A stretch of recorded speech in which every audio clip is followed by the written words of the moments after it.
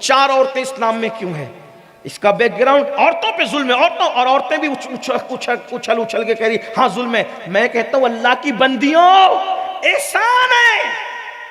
फनकिहू मा ताब लकुम मिनन निसा मसना व सुलासा व रुबा फइन खिफ्तुम अल्ला तादिलु फवाहिदा। उन औरतों से निकाह करो जो तुम्हें पसंद आए, 2-2, 3-3, 4-4, और अगर उनके दरमियान इंसाफ न कर सको तो सिर्फ एक ही करना। यह हुक्म कब आया?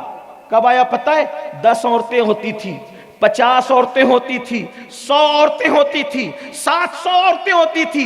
यह हुक्म आने से पहले जब 700 होती थी, 900 होती थी, 10 होती थी, 50 होती थी, इस्लाम आकर बोलता है 700 नहीं करना, 10 नहीं करना, 20 नहीं करना, 50 नहीं करना।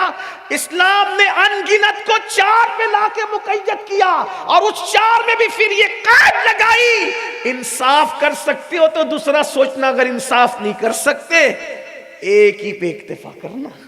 बताओ एहसान किया कि जुल्म किया? लेकिन ये कब समझ में आएगा?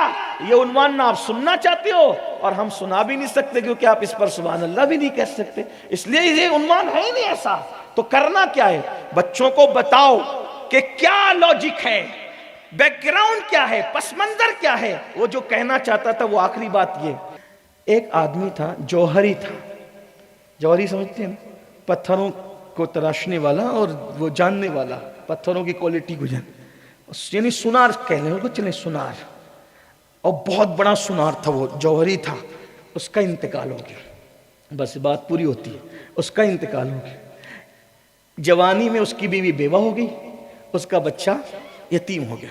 जब बीवी बेवा हुई और बच्चा यतीम हो गया तो अब सब धीरे धीरे बिकने लगा, सब बिक गया, खत्म हो गया, सब खत्म हो गया।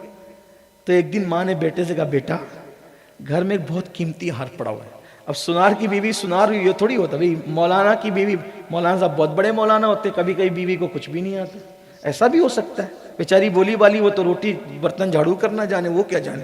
तो ऐसे ही वो तो सुनार साहब बहुत बड़े सुनार थे, बीवी को कुछ नहीं आता था। उसने क्या कह दिया, बेटा एक बहुत कीमती हार तेरे अब्बा छोड़ करके मरे हैं, जा तेरे चच्चा बड़े सुनार है, ये हार लेके जा और तेरे चच्चा को बोलना, हार ये बड़ा कीमती है चच्चा, इसकी क्या कीमत दोगे? बेटा इतना कीमती है ना, अगर उसकी कीमत सही मिल गई हम एक नई दुकान फिर से शुरू कर लेंगे। वो बच्चा था, कुछ नहीं जानता था, वो भी चच्चा के पास हार लेके पहुंचागा। चच्चा मेरी अम्मी कहती है अब्बा ने बड़ा कीमती हार छोड़ा है, अगर सही कीमत मिल गई तो हम एक नई दुकान शुरू कर देंगे। चच्चा था होशियार, दयानतदार, ईमानदार। उसने कहा बेटा ये हार तुम जितना सोच रहे हो ना उससे बहुत कीमती है, ये हार तुम जितना सोच रहे हो उससे बहुत कीमती है बेटा, लेकिन अभी वो वक्त नहीं आया कि ये हार बिके, क्योंकि अगर बिक जाएगा कीमत आ जाएगी, दुकान खोलोगे तो चलाएगा कौन? तुम्हें तो कुछ आता ही नहीं। तो एक काम करो, तुम मेरे यहाँ नौकरी करो, मैं तुमको सुनारी का फन सिखा दूंगा, जौहरी का फन सिखा दूंगा, उम्र भी बढ़ जाएगी और तुम्हें अभी पैसों की जरूरत है तो मैं तुम्हें तनख्वाह दूंगा, अच्छी तनख्वाह दूंगा, तेरा घर चलता रहेगा, तू बड़ा हो जाएगा, जौहरी बन जाएगा, फिर उस वक्त हम वो हार बेचेंगे और एक नई दुकान अच्छी सी बनाएंगे, फिर तुम उसको चलाना। उसके दिमाग में बात बैठ गई, वो ले गया, हार छुपा दिया, उसने रख दिया।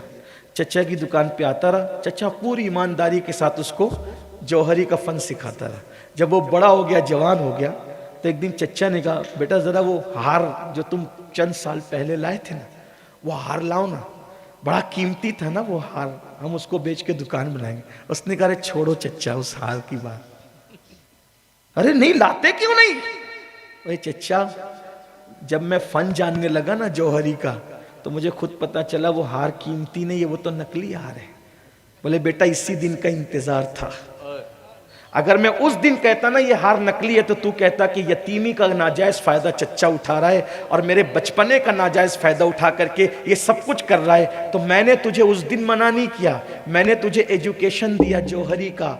जब तुझे खुद आंख मिल जाएगी तो तू खुद पहचानेगा असली और नकली क्या है। बस यही चाहता हूँ, हमारे बच्चे असल और नकल मजहब में फ़र्क नहीं कर पा रहे हैं, असल और नकल मसलक में फ़र्क नहीं कर पा रहे हैं, सच्चाई और झूठ में फ़र्क नहीं कर पा रहे हैं। इन नन्हे से मासूम बच्चों को एजुकेशन दे दो, इनको आंख दे दो, इनको नजर दे दो, ताकि ये सच्चाई पहचान सके। जिस दिन इनको सच्चाई का इल्म मिल जाए तब उनको पता चलेगा दुनिया में इस्लाम जैसा कोई मजहब नहीं है, कुरान जैसी कोई किताब नहीं है, शरीयत मुस्तफ़ा जैसा कोई कानून नहीं है इंशाअल्लाह, और अहले सुन्नत जैसा कोई मसलक नहीं है इंशाअल्लाह। फिर देखना बहारें ही बहारें होगी, लेकिन ये जिम्मेदारी अपनी है। अल्लाह हम सबको तौफीक बख्शे।